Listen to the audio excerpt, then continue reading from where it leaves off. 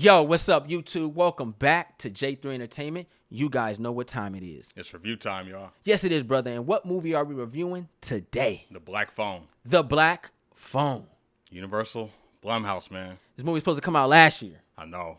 It was worth the wait, though.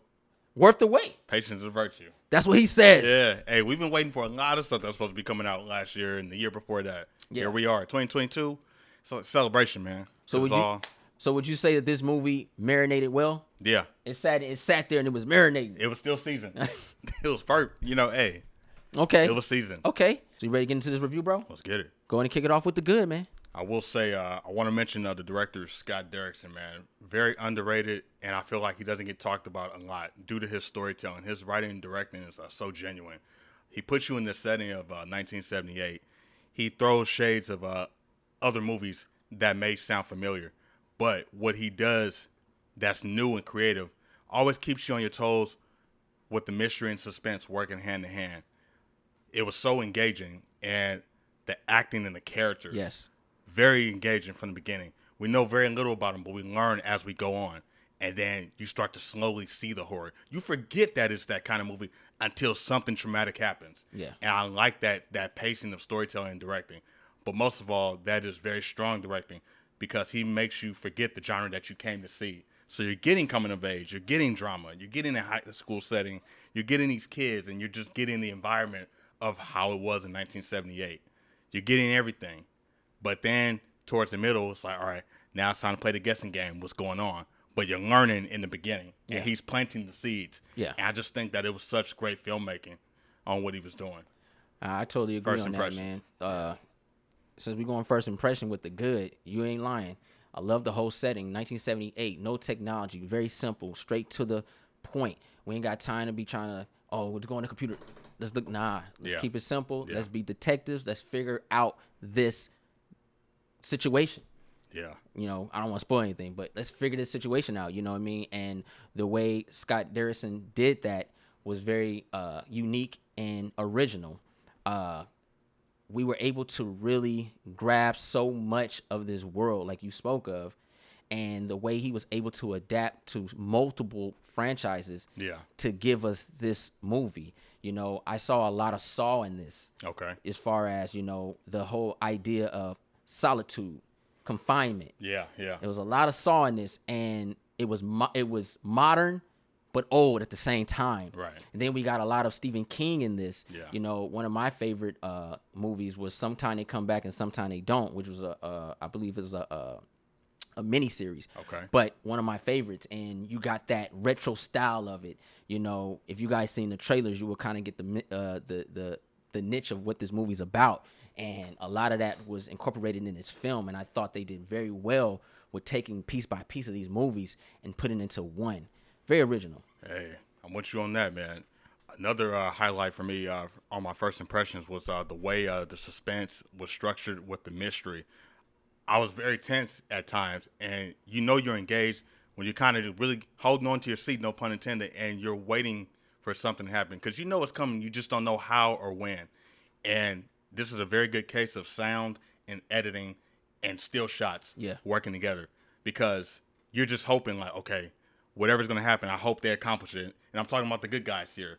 You forget, and it's like, all right, you're contemplating on what you think you would do or what's going to happen versus are they going to do what I think they're going to do? Are they going to do it the way I think they're going to do, or are they just going to get out of it? Yeah. What's the plan? Yeah. There was very good choreography when it came to suspense and horror and the way people were playing cat and mouse games.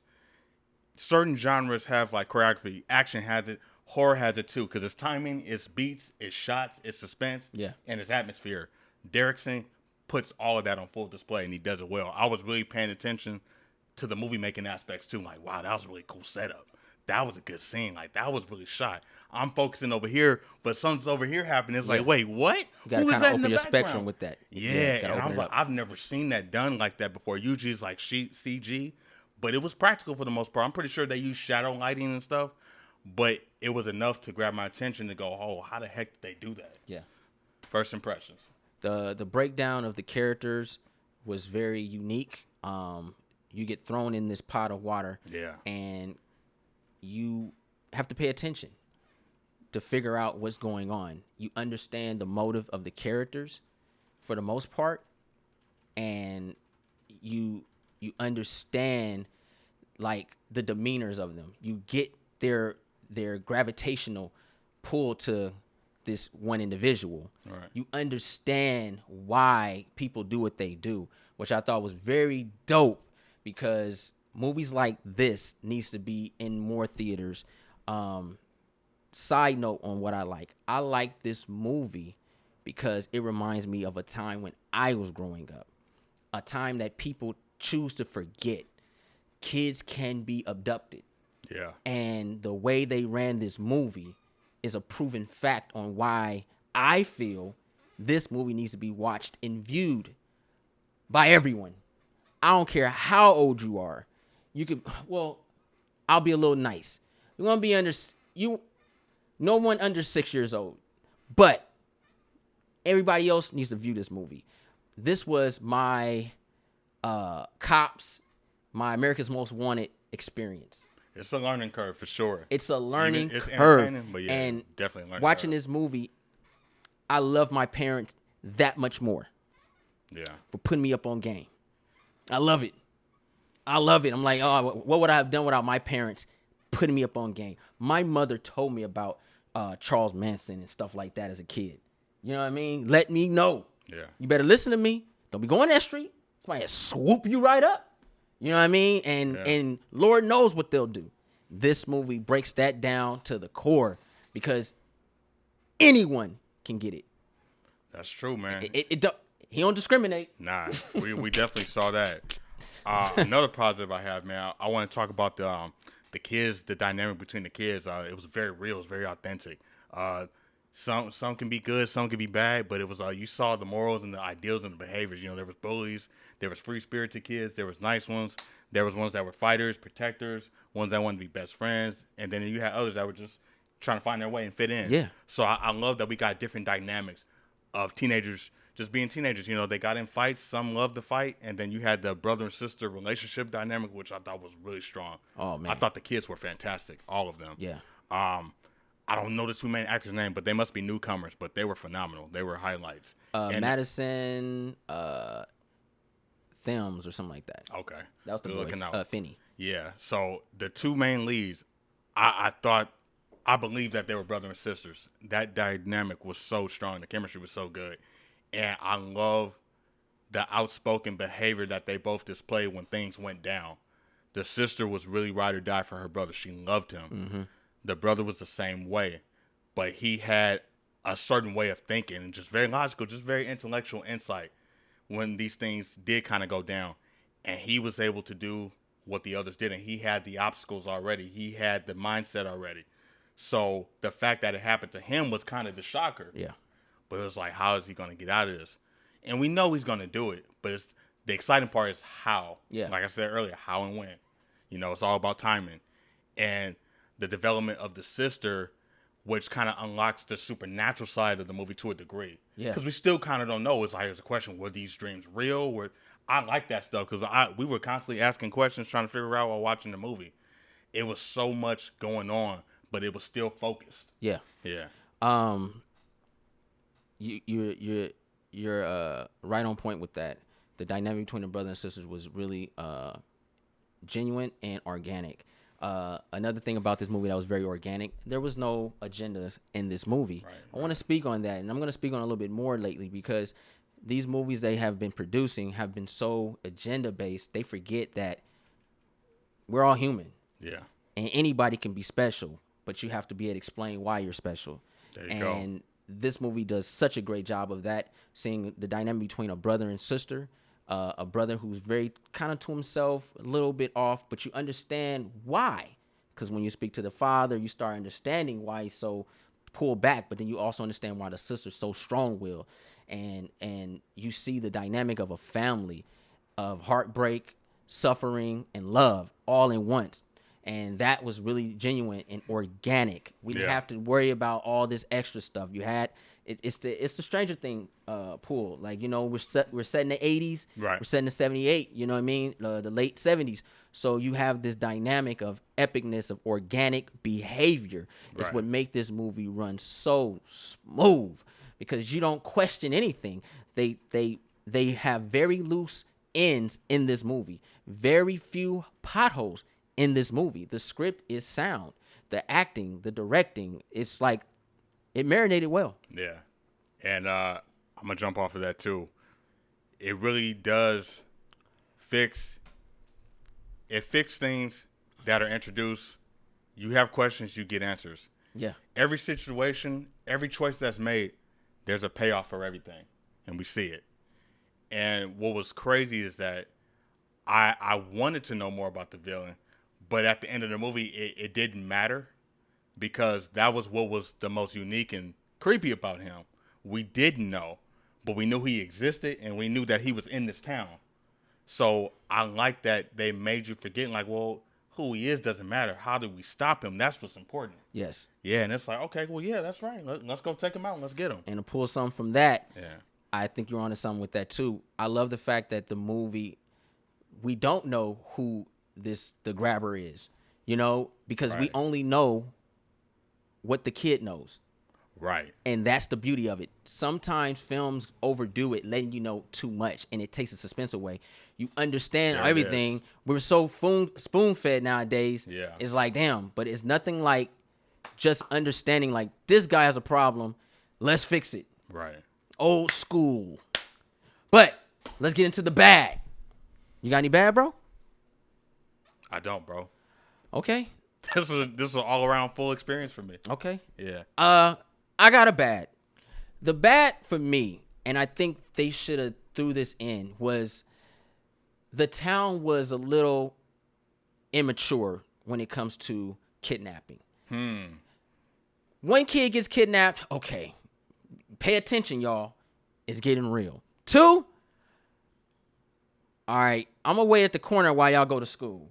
3, look, I'm going to drive y'all to school. I'm going to be there to pick you up. 4, you ain't going back to that school.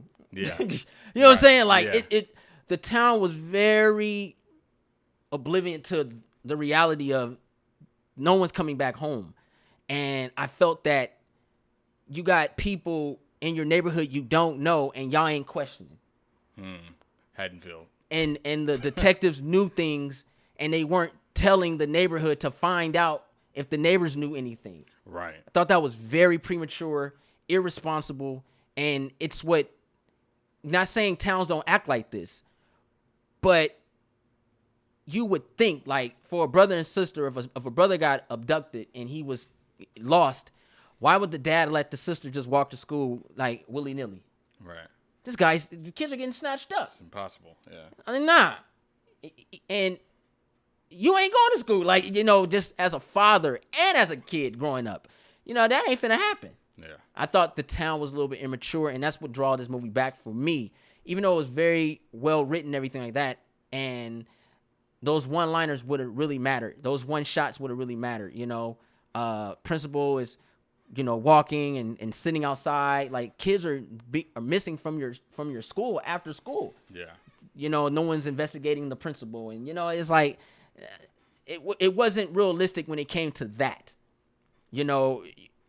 This is 78. People were more closer then than they are now. Right. That's true. You knew your neighbors. These kids were known. Yeah. Like, I know that kid. He does this. Everyone knew each other to a degree, and they were, like, not really worried. That's true. The mom, she go over to a friend's house every Friday. The mom's not calling, like, did you make it home, honey? It's like, none of that occurred. Like, you know what I mean? It's just out. It's just out. Yeah. I Pretty thought weird. that was very premature. Some Derry, Indiana crap. I will say, it's not a negative, but just a highlight of the movie that was really kind of interesting to me was that they really respected the intelligence of the kids' characters. Mm-hmm. They basically showed how they view the world and what they see, and how when they do cry wolf, the adults are in denial. They refuse to be believe in them or be oblivious because they're kids. Yeah. Well, that's When in always like that, yeah. actuality, there's truth in what they're saying, but because they can't explain it, they go into all these details, and I really appreciate it because it is broken down that what was happening was true and that they were right. Yeah. And that the kids came through and really helped out. They were very involved in what was going on more than the adults. I don't know if people caught that. Mm-hmm. The kids were very involved, even though they were out being kids, going to school and doing things. They were aware of things, and they all had their own personal ways of figuring out what was happening. But they couldn't share with one another because they were afraid of how the other person would react. No, yeah. I thought that was unique, too. It's like they came together on their own terms, and at the end of the day, they were all looking out for each other, but they couldn't explain how. Yeah. But they knew deep down inside that they had everyone's back. I thought that was a unique, full circle on all the characters. Yeah. Even the ones that didn't make it. Yeah. I thought that was unique. You ain't lying about that. That's my bad. Let's give this movie a grade. The black phone. I want to say the black phone booth. The black phone. Yeah. He returns. No. Phone booth 2.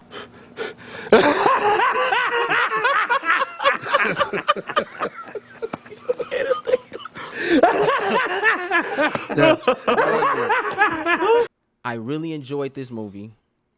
Had a great time. Very suspenseful. Story was very genuine, very organic.